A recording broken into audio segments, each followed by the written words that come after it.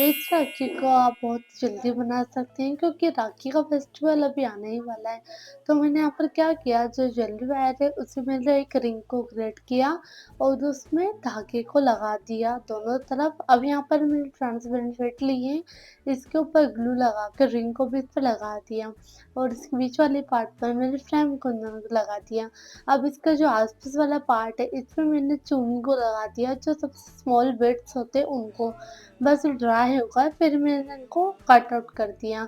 अब यहाँ पर मैं पर्ल और छोटे पर्ल इनको साथ में ऐसे लगा दूँगी और लास्ट में स्टोन लगा देंगे। तो हमारी जो पहली राखी है वो रेडी हो गई।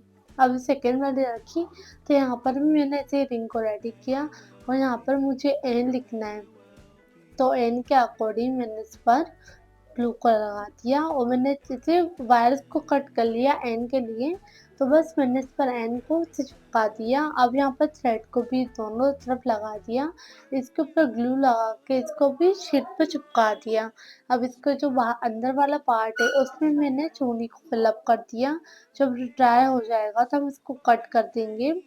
कट करने से पहले जो एन हमने लिखा है उसके ऊपर मैं स्टोन चेन कवर करूँगी। आप चाहें तो उसको सिंपल भी रहने दे सकते हैं और अगर आपको अदर वीडियो सीखनी है हैंडमेड ज्वेलरी की या फिर राखी की या फिर क्राफ्ट की, तो उसके लिए अपने प्लेलिस्ट को चेकआउट कर सकते हैं। अब स्टोन चेन लगाने के बाद जब ये ड्राई हो जाएगा अच्छे से फिर हम इसको कट कर देंगे।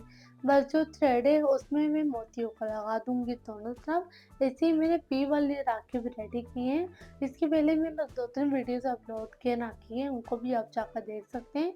और इन दोनों में से आपको कौन-सी राखी अच्छी लगी है मुझे कमेंट कर ज़रूर बताना।